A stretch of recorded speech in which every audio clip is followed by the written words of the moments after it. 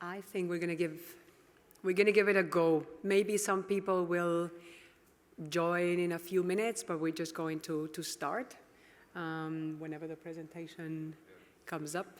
So there you go. Good morning to everybody who is here today, who is listening to us this morning and who is in this room. I'd like to also welcome people who are listening to us online. Yesterday was quite late, 6:30, we had another session with the same information, and there were people following us from Latin America and the Caribbean. Now we actually do this presentation at this time so that the other side of the CTBTO world can also follow us, and of course for you today. We are here to walk you through the recruitment process of the CTBTO. We're going to give you tips to, if you apply, make the best out of this experience. We also have a booth upstairs with some cards. I'll show you a little bit of that a little bit later, with also tips on how to apply and make the best out of that experience. We will be talking, my colleague and I, quite a lot, and then we will give you time for questions. Well, I would like to start by saying that we are very proud of working at the CTBTO. It's an organization where you really see our mandate, our contribution to that mandate every day. And it's a fairly small organization that does a lot with a huge mandate.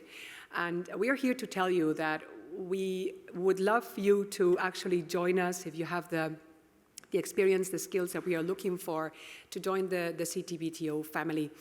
It is indeed an organization that you can look back after a few years and say, this experience was really worth it. It's definitely an organization that is a good employer of choice. And who are the people that are talking to you today? That's the team. Fairly small, but very well prepared, very dedicated to and very committed to recruiting the most qualified staff for the CTBTO and also taking care of the staff in terms of training and development once they are in-house, once they join actually the organization. I am Marta Fernandez de Mazarambroz, and I am the head of recruitment and staff development. I joined the organization last year. Some of my colleagues have been here for a long time. Please raise your hands, those of them who are here. Mahmoud, Asta, Irina, Hema's here as well. She's going to introduce herself because she will be co-delivering this presentation with me. Please, Hema. Thank you, Marta. Hello, good morning, everyone. My name is Hema Kularatne. I am Human Resources Officer. I will be walking you through the application, CTBTO application process today. So stay tuned. Thank you. Okay, so we're going to talk briefly about the organization in general. That's going to be a few minutes. We have also a video from the ES to show you, and then we will dive into the recruitment process, and we're going to fragment it in a way that we will be able to give you tips and tricks along the way, and you will then see how can you make the best out of the recruitment process and your application. You can be the best qualified candidate if we don't see that on paper in the application form, if you don't demonstrate that during a recruitment, a competency-based interview or a written test. You might be the best qualified, but you didn't show it the moment you had to. So we're here to let you know how to do that. This is the CTBTO family. That's a bit of a more expanded team. We take this picture every day. This was taken a couple of weeks ago, or a couple of months ago, actually, weeks ago, in front of the fountain at the VIC. It's a fairly small team, as you can see, but very dedicated, well-trained, well-prepared people. And in general, we can say that it's, if this works, which doesn't work now, we are about 300 staff members from a very wide diversity, a very wide geographical region. We are about 91 nationalities represented. And also we take good care that we disseminate our vacancies as much as possible for everybody in the CTBTO region to hear, to learn about the CTBTO, and to feel enthusiastic to actually apply. Same thing goes for the gender. We right now have, does this work? Or? I know it by heart, but I prefer if you can see it actually. Yeah, there you go. 46% women, 54% men. It's a very technical organization, and many of these areas are or were very male-dominated. So not so easy actually to reach that number, and still we're making an effort to improve that percentage. So everybody's welcome to apply, and we really aim at having the most diverse workforce we can have. These are some pictures of people, real pictures of people in action, so that you can see them there doing their work, everyday work sometimes. In other cases, it's exception, it's exercises that the on-site inspection is doing, but just for you to see a little bit how it is. And we have 6 divisions in the organization. Some of you probably will know this by heart. Let me just walk you quickly through this, because the vacancies you will see in our website are actually in one of these divisions. And all the divisions are practically constantly hiring staff. We have staffing categories that have tenure. After a couple of years, that staff member needs to leave the organization, therefore we need to recruit again. This means that we are very busy, constantly publishing vacancies and constantly looking for people like you. So there you go. We have the Office of the Executive Secretary, which is composed of several sections. The HR section is actually one of them, belongs to this. So we work in this office. We also have the Division of Administration. Here you will see posts in the areas of procurement, of general services, of finance, budget, etc. We have one of these technical divisions, the International Data Center Division. There are some vacancies that are actually published now and will come in the next few weeks for posts in this division. This is, as you probably well know, the division that receives the data and analyzes it from the 337 stations that we have around the world, and are monitored and maintained by the International Monitoring System Division. And we also have currently vacancies that are in this division and will come also in the next few weeks. We also have the Legal and External Relations Division, very important as well, to liaise with external stakeholders, to promote the organization, to also see this from the legal perspective, from the legal side. And the On-Site Inspection Division that is working on expanding capabilities until the treaty enters into force, is training inspectors and is conducting exercises both in Vienna as well as in the field. So these are the 6 divisions, and these divisions are always keen to actually see potential candidates applying to their posts. Let me talk to you a little bit about what you will see in our website. If you have not seen it yet, you will find quite some information there, and we will be expanding this information as we go along. For us, what is really important is that we inform you of how is it if you join the organization? What kind of life are you going to have if you join us? What is the recruitment like? How does it look like? We want to demystify the process. It is not about putting your application form and thinking this is falling in the dark, and then suddenly you receive an invitation for a test or an interview. We want to explain to you, and we will do it now, what happens with your application form when you actually apply. How is a recruitment process run? Why some people say, why does it take so long? Well, because it's a lot of work and there are many stakeholders involved. And we want to do it in a solid and transparent way. And that just takes its time. No? You will see CTBTO benefits. You will see them there. You will see, of course, our vacancies. You will see the different staff categories. We will explain now in a minute the different contractual modalities we have. You will find information about internships, the mentoring program. How is it to live in Vienna if you don't live here? If I come here, what is it going to be like? What is Vienna like, no? And of course, diversity. And here, as I mentioned, one of the flagships of the organization is, as I said, the mentoring program, which we will talk a little bit later, or actually tomorrow in the session for young professionals. So the ES is, Executive Secretary is just as passionate as we are to invite you to join the organization if you actually have the required experience. Let me just play a very short video. It's a 2-minute video. You can also see it on the website. He will explain the same thing as I'm doing here now, but being the Executive Secretary. So please listen to him. It's a 2-minute video. Do you want to help us put an end to nuclear testing? Hi, I'm Robert Floyd, the Executive Secretary of the CTBTO. I invite you to learn more about our work and to consider joining our team of talented and dedicated people from all around the world. On the CTBTO website, you can explore how the 300 staff members of the CTBTO contribute to the global effort to ban nuclear testing everywhere, anytime, and for all time. Our mission matters for international peace and security, while also delivering important civilian and scientific benefits to our member states. We're looking for early career individuals through to experienced leaders, the best and the brightest, who are willing to apply their skills, talents, and experience to our mission. As a technical secretariat, we need people who have scientific and technical expertise, which helps ensure our unique verification system detects any nuclear explosion.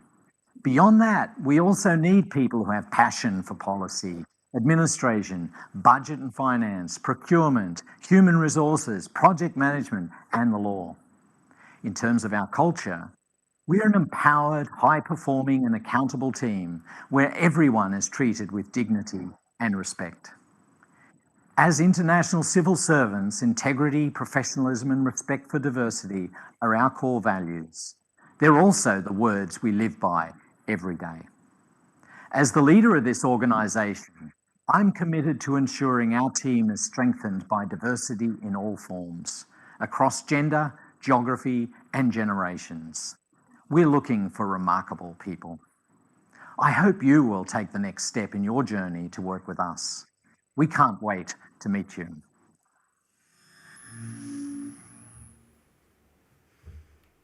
So that's the ES, also inviting people to apply. We have different contractual modalities, and we follow as part of of the UN Common System. We actually follow several standards. You probably are familiar with some of these contractual modalities, especially with the professional staff and the general services staff.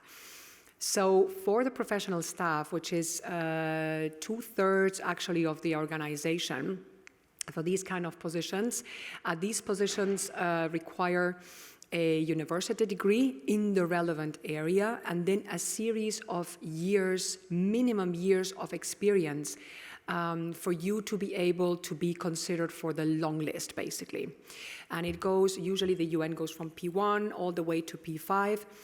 We start at the CTBTO at P2, where you need to have a relevant 2 years, at least 2 years of experience in that specific field of expertise. Then it goes up gradually. P3 is 5 years of experience, P4 7 years, P5 10 years, etc. For these positions, the tenure actually applies. Member states want to see these positions where you have people with a great deal of accountability and decision-making in the organization, rotating, and they want to see the different nationalities, diversity impregnated, so to say, throughout the years. And so usually this is actually the tenure that applies for these posts is 7 years, after which at least a 12-month break in service needs to be done. So these positions are indeed subject to tenure. General services staff are not subject to that tenure. They have different entitlements, different conditions of service. They, subject to good performance, could be in those positions practically until actually they retire. And what they do is they have very technical skills, and they support and they assist the professional staff so that together they can bring then the mandate forward. Also, years of experience apply. So if you see positions like for general services of professional staff, do look at the conditions. My colleague Hema is going to talk a little bit more about the conditions of service for the different contracting modalities, and do check that for before applying. We also have short-term appointments. We also have temporary assistants or temporary appointments as well.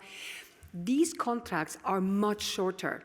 They can go from 1 year, they can go actually from 6 months in some cases, 1 year, maximum 2 years in some of those cases. We need these people for very specific reasons, in a very specific period of time.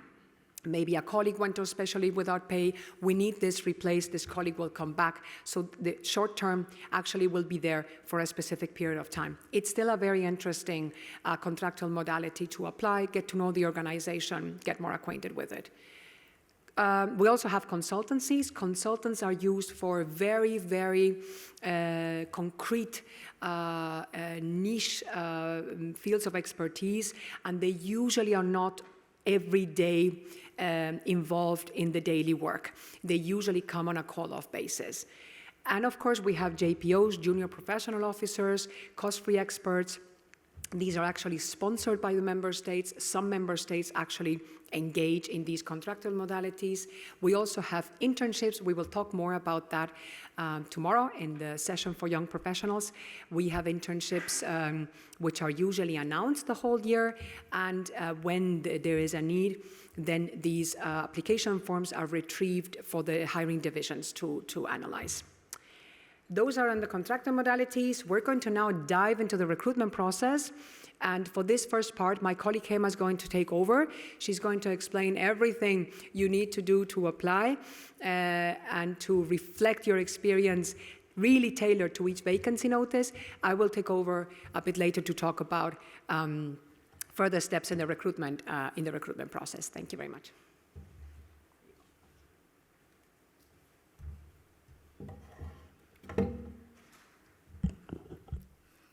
Thank you very much, Martha.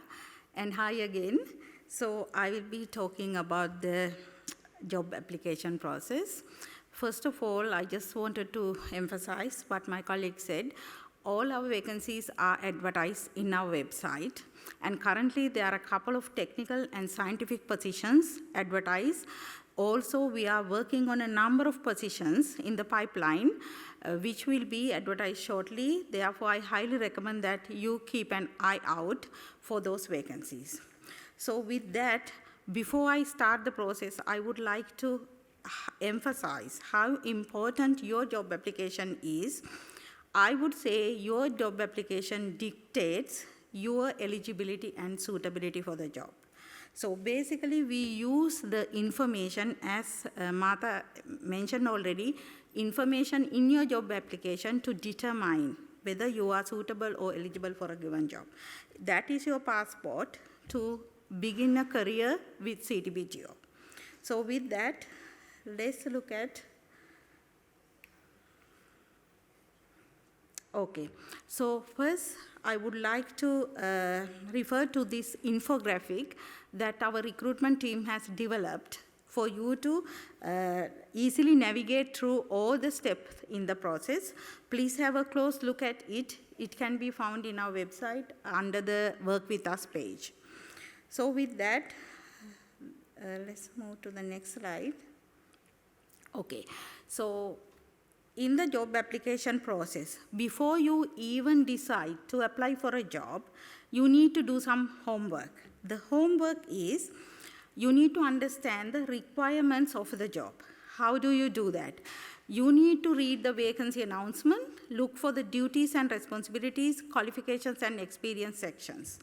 So as you go through the duties and responsibilities, also reflect your depth and the breadth of experience and see, understand how those things aligns with the job requirements that are being requested.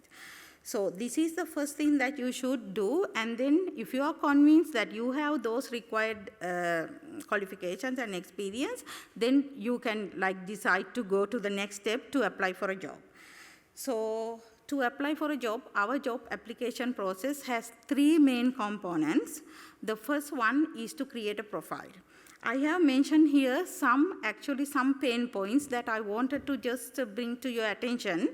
When we as recruiters, we find sometimes difficult to contact the successful candidates because they use their official email address. Then by the time we contact them, they are in transition from one job to the other. Our email never lands in their inbox. Therefore, my advice to you is to use your personal email address as contact information. Moving to the languages, please indicate your proficiency in all of the CTBTO languages. Also note that fluency in English is a mandatory requirement to work for the CTBTO. So fluency is defined as being fluent in all the 4 areas of the language, that is speaking, writing, reading, and understanding.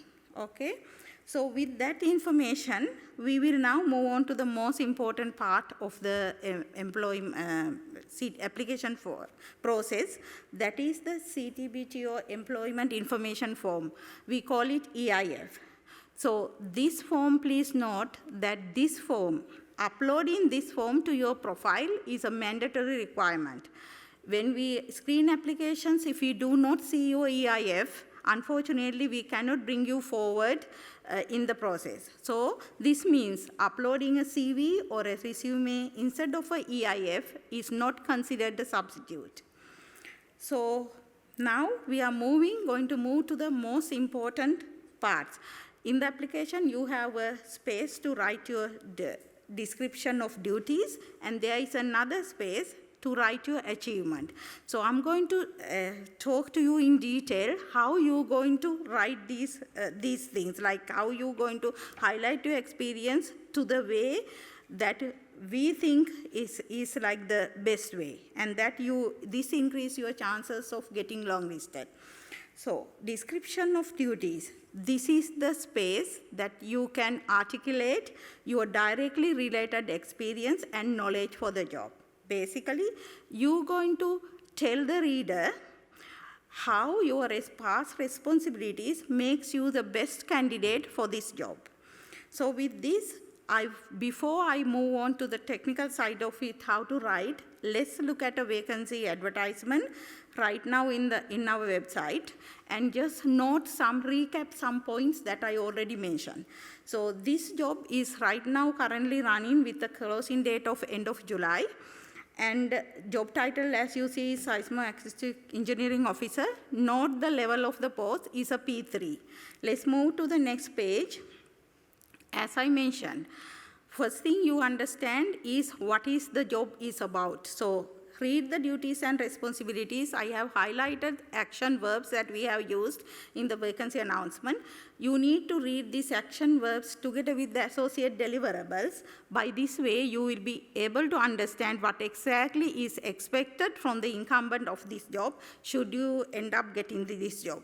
So this is a full picture that you get about the job. That's the homework that you should do even before deciding to apply for a post. And then moving on to the next page, as my colleague also informed you, we follow the International Civil Service Commission standards, this framework. According to this framework, there is standard qualifications, education, and experience required. So for example, as we know, this is a P3 job, and as you see, for education, a university degree is required in the related field, and 5 years of relevant working experience is required. For example, if we talk about a P4 position, that would be a master's degree with the 7 years of related working experience. So please note these are mandatory requirements. If you are going to apply for a P3 position, you should have a university degree and 5 years of relevant working experience. So if you do not have, that means this is an eliminatory criteria. We won't be able to move forward your application. And then also I need to make mention of this qualification. When you read there, you see 2 types of requirements in the qualification. One is required, the other one is desirable. So any required experience that we have mentioned here is mandatory. You need to have this. When it comes to desirable, these desirable requirements are not mandatory, but these are factors that we recruiters will use if you have to narrow down the list for some reason, like we have a lot of candidates, so then now we will use those criteria. Therefore, my advice to you is to mention also your desirable criteria if you have in the job application, so that we know you have it, you will be long listed. And the last but not least, I just wanted to make mention about the languages. As I explained before, fluency in English is a mandatory requirement. Okay, with that, let's move on to the next page to see how we can actually do this. So this is the real exercise that everybody should do before you start filling the application. So this is to show your alignment with the job requirements with your experience. So what you should do first is, now you read a couple of times already the VA, the vacancy announcement. Pick those important bullet points and take a piece of paper, draw a T, we call it a T technique, and put those bullet points in one side of the paper. Those are the duties and responsibilities required by the position. Then reflect, read one point by one point and reflect your depth and the breadth of the experience and see your alignment with that and translate it in your own words to say what you have. For example, the requirement of the job in the example is designing an outreach strategy and establishing partnerships. You can write, this is again an example in your own words. Supported an outreach campaign and assisted manager in liaising with potential partners. Directly involved in the development of key partnerships. When we read this as HR and the hiring panel reads this, they understand you have directly related experience. So this is how you should portray every single point that you have the related experience. Once you do this exercise, I will give you some quick tips here. Also, you need to do it on a different piece of paper and read it again with the tips that I have given. And then once you have the final version, you can copy and paste it in the application. Okay, so the tips are showcase your alignment with the job. This is exactly what we did. And then focus on most applicable skills, meaning you must be doing many other areas in your current job, because we all grow with the job and we inherit other responsibilities. But if it is not really applicable for the job, there is not really added value that you mention all of these things, because you will now provide a big text and your actual focus could be lost in there. Therefore, focus on the applicable skills and be concise and brief, avoid long sentences. I have seen in long listings some candidates copy-paste from generic job descriptions. This is not, it is not adding any value. So please, what we want to see in your EIF is your related experience articulated in your own words, okay? And avoid passive sentence construction. Also, passive sentences are not really encouraged because we want to see what you have done, so you can see, I did this. And also, use of action verbs and powerful phrases. And my colleague Martha is going to talk more about action verbs. Therefore, I am not going to talk too much because action verb will be there during the whole process. Advertisement, we use action verbs. In writing this, you are going to use action verbs, and also in the interview, she will explain you clearly, you will use action verbs, very important. And then the other thing is emphasize your role. This is really, really important because we are assessing you as a candidate, not your team. So you need to write your role in the example, not what your team did. Very important. So then the last thing is cluster your duties to main responsibilities. This will come after you do this exercise with all the bullet points, responsibilities, and then you write. After that, you do another read to see whether there is any responsibilities, duties everywhere. Then you have to put them together, cluster them to the main responsibilities, and also try and match these, also put them together, related ones. So by this way, it's easier for the reader to read and then to grasp the information, and this will give you a high chance of getting long research, okay? So with that, let's move to the next page. This is how to write the achievement. I know that most of us find it easy to write the description of duties because these are daily tasks that you do in a simple language, if you say so. But achievements is something that we really have to think how to write it. And I must say, before I go further, when we do our work on daily basis, we often forget what we achieve. So therefore, it's very advisable that you take start a Word document. Whenever you achieve something, start writing this. So by the time you have the application, either you postpone it or you just see, oh, the deadline is next weekend.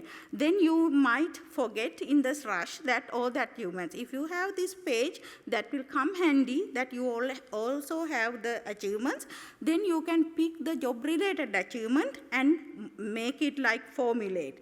Then let's see how to formulate. I would like to first talk about the tips, and then we will see in the example how we use the tips. So this space is for you to provide an overview of the positive results that you have accomplished or any achievement you have gained.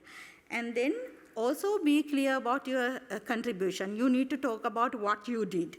And then try and quantify your achievement. Use figures and percentages. By this way, you can make your statement more compelling. And then highlight the impact of your achievement. You can also highlight what happened because of your achievement. What was the impact on your team? What was the impact on your organization? For example, let's read what we have in the screen.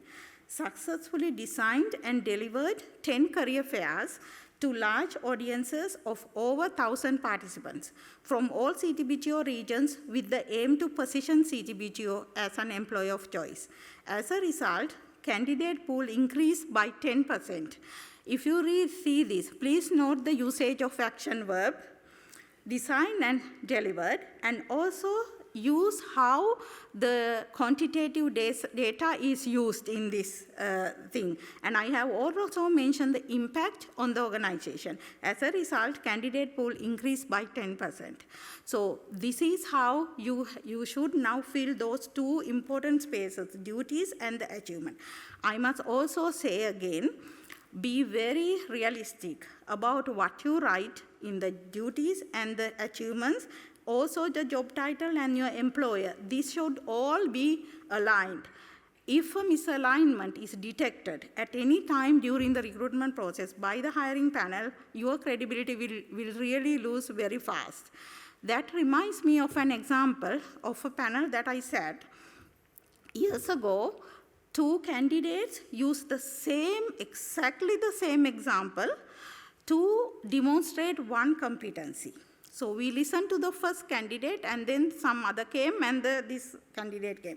They took the same exact example from the previous employer, and then exactly same. So then obviously the panel was now wanted to do more, like 2 people cannot in the same project play the leadership role. One leadership role, 2 people it cannot be. So when panel now dig into more information in the EIF, we figured that one candidate is the leader, the manager, like head of the section. The other one is one of the subordinate. So of course, when that example was explained, it was not that visible, but because of the second candidate, we realized the misalignment. So this is all to say that misalignment can be found at any point in a recruitment process. Therefore, be very realistic of what you say in the job, in the job, and then also in the achievement, your organization, your role, all of these, okay? Then we move on to the next slide. Sorry, I pushed it by mistake. Okay, so with all of these, we have now come to the last component, also very important in the application process. This component, this is the cover letter. So this is the place that you can really articulate, emphasize your value proposition. So what do you mean by that?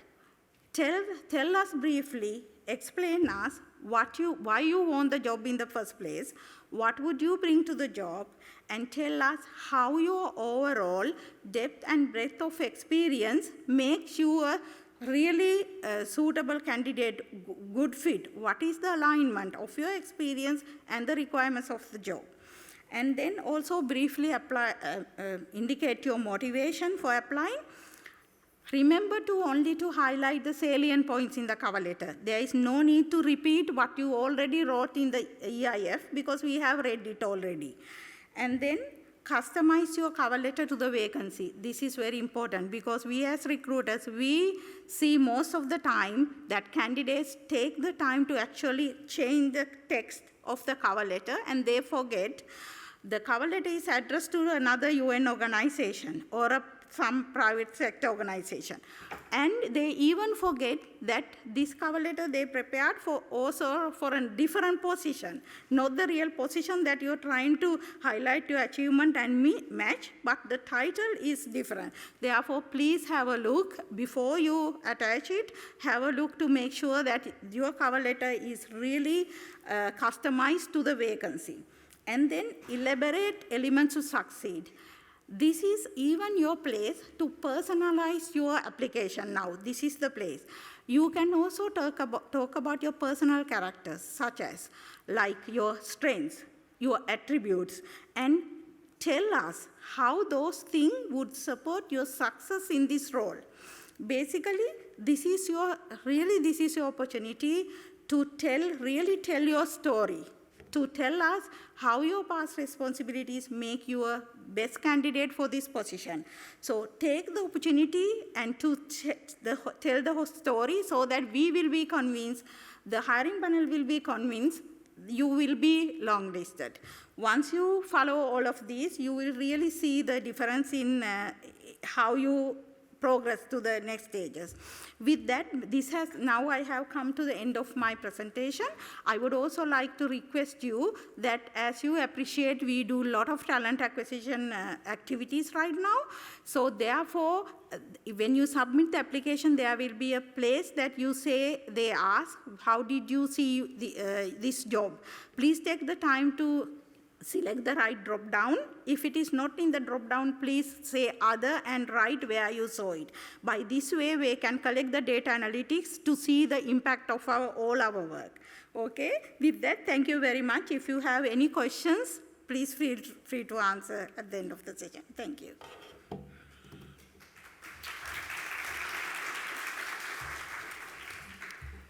Thank you very much, Emma. That was really insightful, and there's a lot of information there. You also have, in a nutshell, what Hema mentioned in this slide. Let me add one more thing, Hema. It's funny, but it's not a joke. When I was working at the OSCE, not in 1, not in 2, not in 3, but in many cases, I saw people who had applied, who were experts in public law without the L. Pubic law. Please read what you write several times before you submit it, because they had relevant experience, and of course they were considered further if that was the case. But it just, it steals a smile, and also it really says to you immediately, has this person really read the thing before submitting it? It's just a matter of minutes, and it really makes an impact, no? Okay. You have already submitted your application form. You have done everything Hema said. You have been longlisted by us. The hiring manager has done a first screening, has said, hey, this looks good. A subject matter expert has confirmed what that hiring manager has said, and the director of the division has endorsed that. Your name appears in the next step, which is this one. So what's going to happen next? This is what happens. One of us is going to call you to invite you to one of these assessments or both. They're both eliminatory. Either you go through the first one and then through the next one, or you're just invited to one. It really depends on the process. But the technical assessment is mandatory. It will happen if you apply. And how does it happen? It can be in one of these two forms, or, if decided by the hiring division, in both forms. You can be invited to an asynchronous interview. And what is that? Are you familiar with this sort of interviewing? Platforms are called Modern Hire, Recruiter, HireView. No? Sunroom? Okay. So when you receive one of these invitations, we will let you know you have been shortlisted. You're one of several candidates. You're one of really several candidates. But you have really left behind many candidates who did not comply, who did not express very well what they wanted to say. You are there together with others, and when you receive this, you will get an email from us saying, you are going to be invited to this. You have about 5 days to 1 week in the comfort of your time and your homes to practice in front of your computer how to respond to a question with a timer and then be recorded.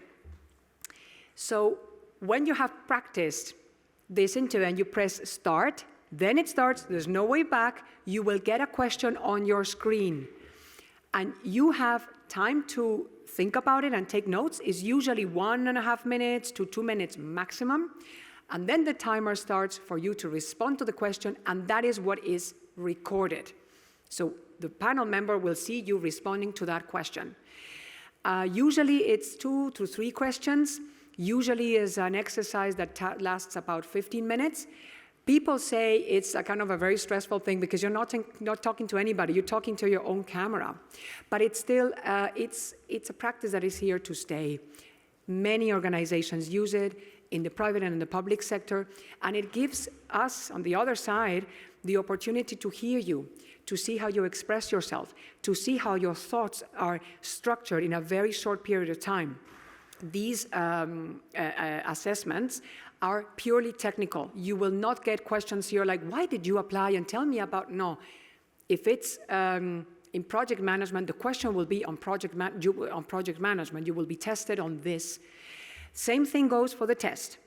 So if you get from us an invitation to a written test, we will ask you, are you available on this day at this time? Yes, I am. Okay. On that day, at that time, you get an email with the attachments needed and the questions that you need to fill out. And you get usually 1 hour to 2 hours to do it. Depends on how many questions, the complexity of the questions, etc. Don't expect extravagant questions. It's questions really related to what Hema was saying. Questions that are related to the job you have applied to. And again, the test is very technical. We want to discard candidates who have applied, who have said they know all this, but really don't have the technical experience. We really need that technical experience before we go further, especially in an organization like this. So that's what you get, and usually it's either or, one assessment or the other. In some cases, as I said, it's both. And not everybody who goes to this step goes further. It's eliminatory. We will assess, we will see who are the best and the strongest candidates, the strongest scores, and those will go further. And this assessment is scored by the panel that you will see in your interview afterwards. That's on this. Let's say you passed and you're now in a competency-based interview. We're going to call you and we're going to ask you if you're available on this day for about 45 minutes. Who is not familiar with competency-based interviews? You're all familiar with competency-based. Why do we use competency-based interviews? There are many other sorts of interviews. You have closed question interviews, open question, you have biographical, you have critical incident interviews. Human resources is not an exact science, so I guess you guys are expert in exact sciences. This is not an exact science. We're dealing with human beings. This is the best method to get to know you the best way in the really limited time we have. This is the one that gives the highest rate of success. This is why we use competency-based. And we believe that this, combined with the technical assessment, will give us a very good overview of how you would do in a job if you are selected. So you have a couple of competencies here: professionalism, accountability, communication, client orientation, etc., etc. We don't consider them arbitrarily. Oh, accountability, yeah, no, this is when you really feel responsible. There is a very well-defined definition about accountability, and the panel is trained to look at this definition and follow it. So it's not that, we're just, talking out of the blue. We're really, really following a compendium and a manual that we have, and we have the definition of that and the positive and the negative indicators. How is it when you demonstrate that you are client-oriented? Well, things like this. How is it when you don't demonstrate it? Well, this. So the panel is actually trained to see this. Let me tell you more about it. This is one of the competencies, for example, commitment to continuous learning, and how important this is in an organization like ours, which is very technical. You need to be abreast, keep abreast of this. So you have, for example, positive indicators would be to keep abreast of new developments, to seek to actually keep yourself up to date and develop yourself, develop others, help colleagues develop themselves, show willingness to learn. How important that is. I am here, I got the job, I'm not going to sit back, I'm going to continue learning. That's what we are looking for. So this is one of the competencies. It's very, very important.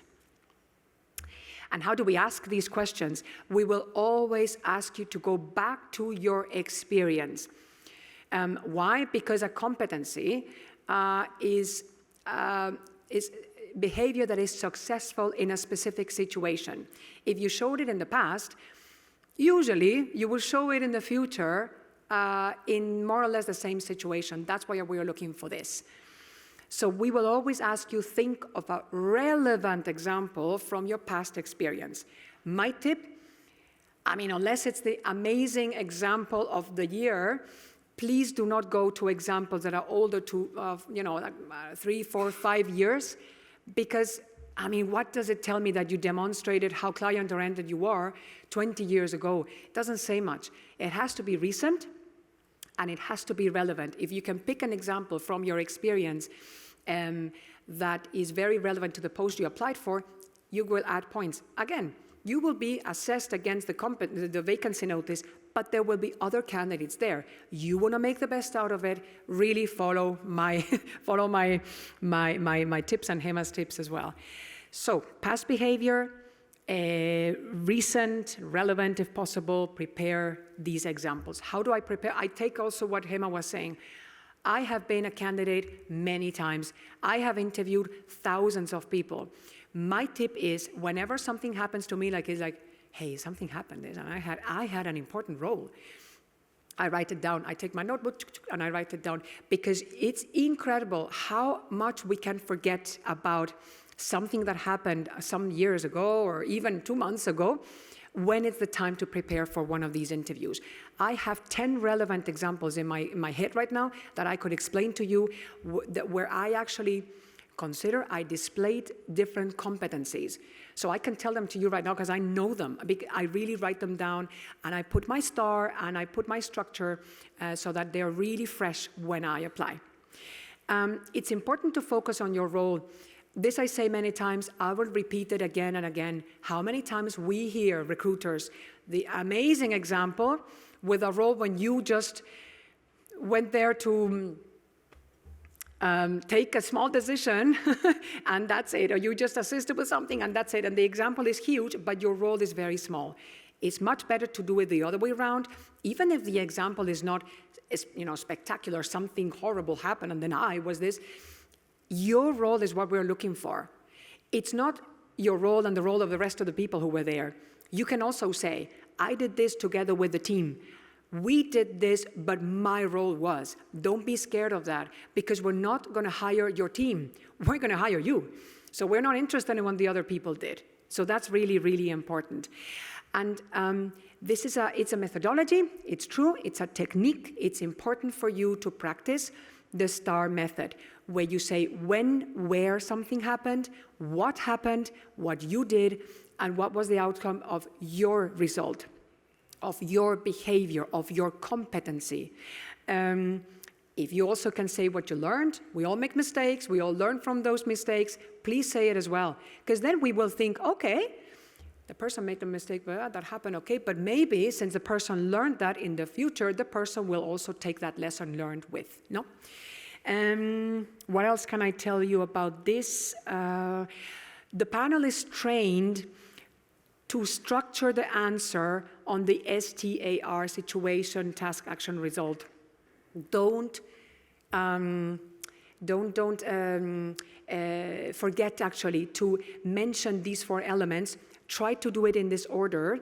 If possible, try to do it in this order, because they will say, okay, when, where something happened, this happened in 2022, I was in this organization, this was my post, I was leading a team of blah, blah, this was the project, this is what happened, and this was the result.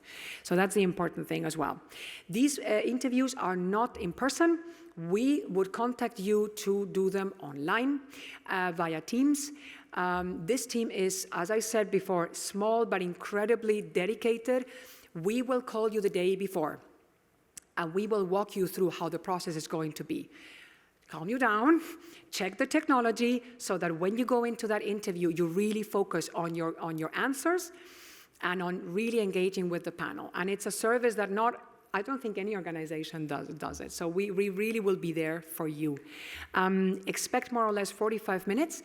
At the beginning, the panel will introduce themselves. You will see the primary hiring manager, usually the director or his/her delegate. You will see 2 people from different divisions as well. You will see us, we'll be there, but we will turn off the camera. We are ex officio, we are HR, and we are there as custodians of the recruitment process to ensure that this process is being done according to the standards that we have set, which are very high, and we are very focused on it being confidential, objective, transparent, and fair.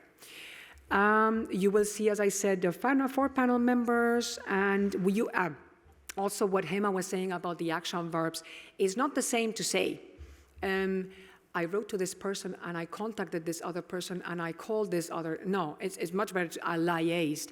That verb encompasses so much. It's so charged with meaning. In other languages, I'm sure as well, in English, for sure, action verbs are extremely important, so do use them. Look for synonyms. Don't use verbs that are very fatigued already, that you have used all the time. If you ensure, in the end it's like, okay, ensure, Use other synonyms as well, so that these verbs remain in the brains of the panel members. That's also important. And you have here some action verbs. There's so much literature about this in the internet. You can look for it. We also took something for you to see the difference between passive and active verb using. It's not the same to say that the revenue was increased than to say, I increased the revenue by 10%. My team and I did that. It's really not the same. It doesn't come across as the same. So it has a lot of power to say that. These cards are up in our booth. Please pick one up. If you flip it, you will see our QR code takes you directly to our vacancies. And here we have summarized the 10 hacks, 10 tips we want to give you. And you will be already by now pretty used to all the things, because all the things we've said here are reflected here. Just pick, please, step number 8, practice timing yourself. You cannot believe how fast the time goes, those 3 minutes that you have for the asynchronous interview to respond to a question. It goes the same for an interview. Panel members are listening. Minute 2, with 30 seconds, they start like, oh my God, we have the next question, the next candidate, and they're not gonna be listening to you anymore. Time yourself, a competency base with that STAR method. should not take longer than 2.5 minutes, 3 minutes. It should not really take longer than that. And with this, you will keep the thing going, you will keep the energy and the attention. And embrace the result no matter what it happens. I've been a candidate many times. I didn't get the job in many occasions. There's not one single one where I did not learn something. Expose yourself so that when the real thing happens, you're used to it. It's like, okay, another interview, I'll go there, no problem. That's what we are looking at here. Last thing, follow us on LinkedIn. We are very active there. We have, as Hema mentioned as well, several contracts with several companies that do put platforms out there so that we, sister organizations like the OPCW and the IAEA, and also other organizations, we go there, we chat with the candidates, we tell them, events. We also talk to them about vacancies that we have. We do staff events. We lead also a HR practitioners network. We talk to them about best practices. We will also tell you when we do that so that you see that we are interested and committed and happy to do our job. And we also do virtual job fairs, which is what I was saying before, where we actually get to chat with candidates about their experience. We'll do more things. We're thinking of many, many other things, also putting short videos in the website for you to practice things, for you to also remember all the things that we said today. It'll come, don't worry. We will put more information there. For now, this is the information that we have. And I think that's all. I'm sure you have questions, and I'm sure we can expand a little bit in some of the areas. So Hema and I will be answering to your questions. There is a question on the chat, which I will read in a minute. I'd just like to ask if somebody has a question here in the room. Thank you.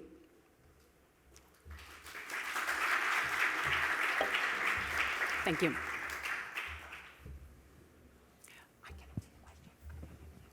Any questions? Nobody has questions? Ah, okay. Good. Yes. Are there any possibilities for interpreters or translators to be employed at the CTBTO? The translators and interpreters are usually a pool of staff that is used not only for our organization but for other organizations in the Vienna International Center. So we do not have positions exactly for this because it's actually, as I said, a pool of interpreters and translators. We do have a pipeline for related positions that come once in a while for events that we have when we want to hire people. We have actually a pipeline, but it doesn't necessarily have to be in that area. Anything you would like to? Yeah. Okay, so that means if I was interested in a translator or interpreter related position, I would have to apply at a different part of the... Yes, and there are other organizations in the Vienna International Center that do actually announce these positions. And as I said, some of them work directly for their international organizations, and others are actually used for common services for the different organizations, yeah. I see, okay, thank you. You're welcome. We have one question there. Somebody else over there had yes? Yes. Hello. For example, in my case, my mother language is Spanish. So I was wondering if you need to, if I put forward an application, I would need like an IELTS test or a Cambridge test or something like this to demonstrate ability with my language. With English speaking, no? Yeah. The only thing you have to say at the moment of the application is that you're fluent in English. We'll take that, because that's what, and we make you sign something that actually attests that you're saying the truth there. So that's the only thing we will ask you at that time. But of course, you will need to demonstrate that you have that level of English as you go through the process. And the first thing is this assessment through these asynchronous interviews and or a test, and then definitely in the interview. So do put Spanish, because that's your mother tongue, mine too. But if you don't have English at the level that we require, it is indeed something that is going to actually then push you back. Yeah. So do make sure to put English there, whatever level you have, of course. But do consider then that English at a proficiency level is required. Yeah. Thank you. Welcome. Yes. Thank you so much for your presentation. Dear recruitment team, Anastasia Kulikova, CYG member. I have a question about internships. So are they considered to be a work experience somehow? Thank you. Sorry, can you repeat the question? If internships are... Are internships considered to be a work experience somehow? Yes, they are. They cannot be considered exactly one-to-one to professional experience. And it's a very valid question because some organizations do consider more relevance, other less. In our case, we do consider internships, considering that it cannot be one-to-one to professional experience. But if it's relevant experience of an internship to the post that you have applied, we do take that into account. Yes, we're going to have tomorrow a session more on internships if you're interested as well. So we have a question here which says, "Thank you very much for all the information. I asked relevant internship experiences count towards the..." Okay, yeah, this is the same question. So I hope responded to that as well. Let's take more questions from the... No? Are you sure? Yes? Yes, please.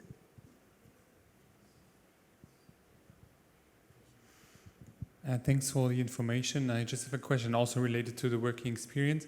If you work at the university, for example, as postdoc, PhD, or whatever, does it also count as work experience or is it treated differently? Can you say the position again? Or if you're like PhD or postdoc at university, it also counts as working experience, or is it something different? It usually counts.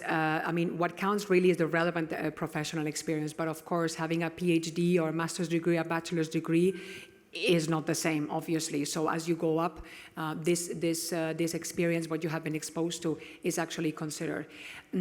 Having said that, education credentials is one thing, professional experience is a different one. So it will be considered, but as I said, we need to actually make that distinction. For some positions, a master's degree is required, a bachelor's degree is not enough. And you will see that as well in the vacancy notice. This is also very relevant, especially for technical positions. How high actually have you gone? So obviously a PhD is a very relevant piece of experience, yeah. If you have a contract at the university because you work at the university. Yeah. But that's count actually as a. If it's a contract, yeah. Okay, thank you very much. Yeah. It has to be relevant though, so obviously it has to be.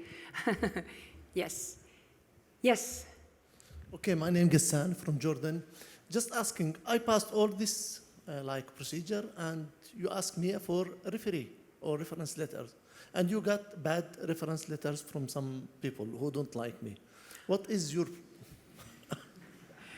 Oh, wow, that's done by my colleagues, actually. I'm sure my colleagues can respond to the question. No, I'm kidding.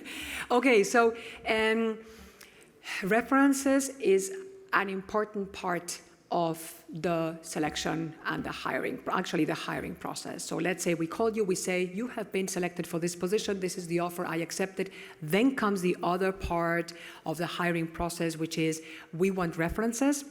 You need to go through a medical clearance as well in this organization. Usually what we do is we ask for references you actually have put in the application form. We will ask supervisors as well. We don't ask for only one, we ask for several. So this is also taken into consideration that we don't only ask one. Some people usually, they can say, well, this person does this better than this.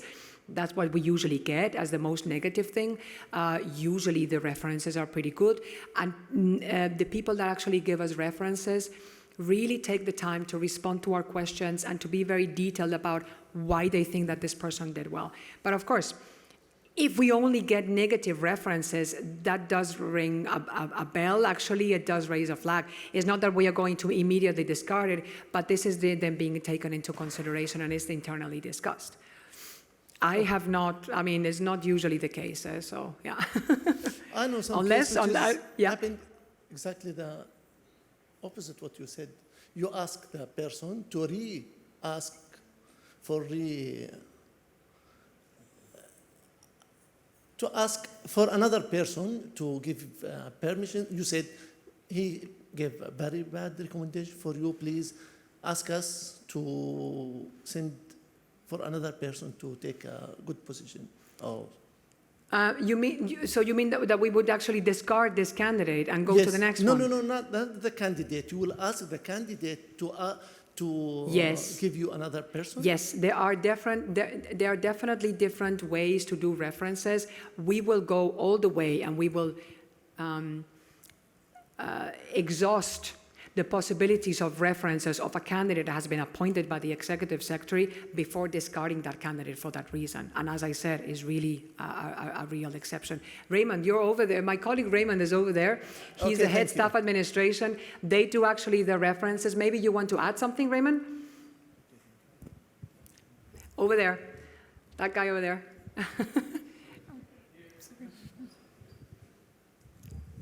Hi.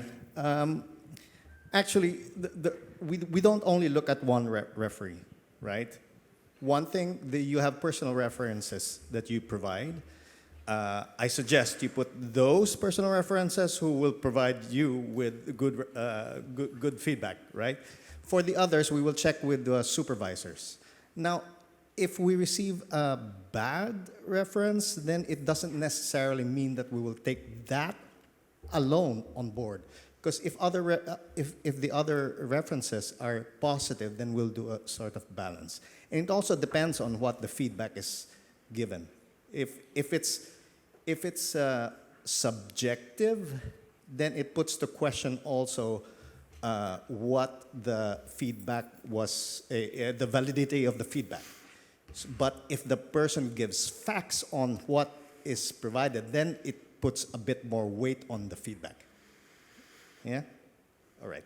Thank you. Thank you so much, Raymond. Yes, we have another question there. It's clear that diversity is important in the organization. How exactly do you use diversity criteria in the hiring process? Thank you for the question. Yeah, definitely very, very important. To say and this is very clear, that the competency, that the recruitment process is merit-based, full stop, is merit-based. So you need to demonstrate that you have what it takes to do the job. Having said that, what we do in recruitment is we disseminate as much as possible. We try to attract the broadest pool and give everybody the chance to understand what is the recruitment process so that they can actually be in the position to do a good job throughout the process. Diversity is considered in all stages. It's important to know, okay, at this stage of the process, do we really have the diversity that was represented at the beginning of the process? At the beginning of the process, did we really have a broad pool?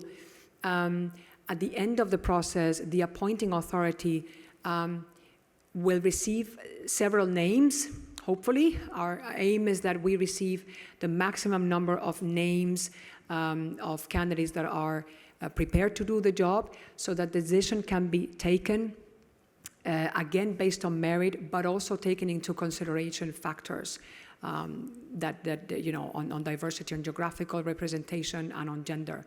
And you have seen the percentage before. We're really making a big effort there to have it. But this starts really with what we are doing here right now, disseminating, spreading the word, and attracting the broadest pool. That's what we are doing. Yes, please. In the meantime, there's another question on whether CTBTO technical forums count towards the experience. Again, if it's relevant experience, throw it in. I think there are some experiences like consultancies, for example. You can be a consultant 6 months here, 3 months there, another 2 months here. In the employment form, you don't have a limited number of employment records, but it's going to be a document like this. to put month by month by month the consultancies that you have done. If it is at all possible for you to cluster a period of your experience where you were a consultant for different clients, for example, we will understand that, we will see it, but then you will be able to actually capture that employment record in a broader, with a broader period of time, so to say, instead of putting every single employment record. Also the diplomas, the certificates, my recommendation is if you're going to put 100, if you have, just put the ones that are really relevant to the job, as Hema was saying before. That will catch the eye of the recruiter and the hiring manager much more than if you put all of them, also the ones that are not relevant for that specific instance. Yeah. Yes, please.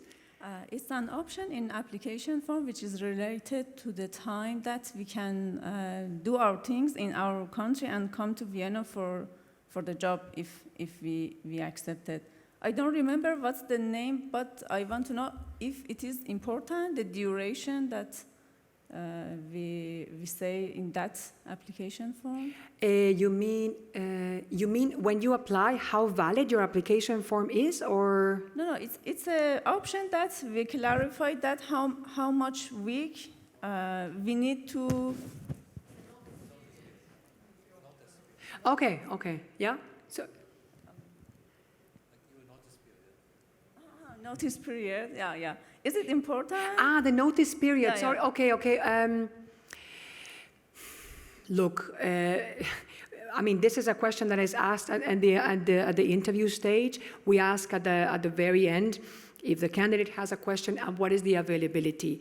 Usually the availability is 2 to 3 months if we consider, the international organizations, private sector, etc. The notice period when we would like ideally the person to start in the vacancy notice, that's the ideal scenario. But if the candidate that we actually want, the strongest candidate, can start a bit later, we're going to wait for that person. So the availability in any case is discussed during the interview. Yeah. What is important is whatever you say in the interview, please stick to it, because sometimes we have people say, no, I'm available in 2 weeks, get selected, and then, oof, I have a project now, it's going to be 2-3 months, because, please, try to be as exact as possible, because otherwise then, it just sets expectations that are just, unnecessary expectations. So, more questions, please. Yes. Another sort of diversity-related question. How do you account for competencies that may have been acquired in outside of the field or in non-work situations, like if you were a volunteer board member or a volunteer somewhere or something else? Of course. It's a competency. You showed it in a specific moment of your professional life. It's definitely considered, because I show competencies at home as well.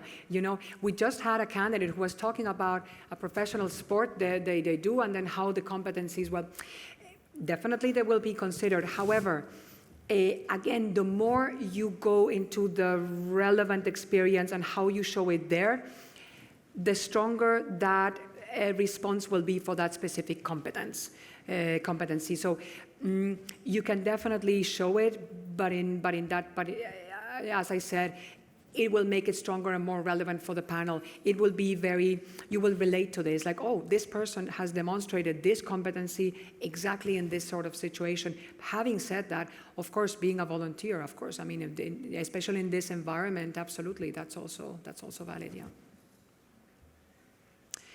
More questions, please. No. Is there any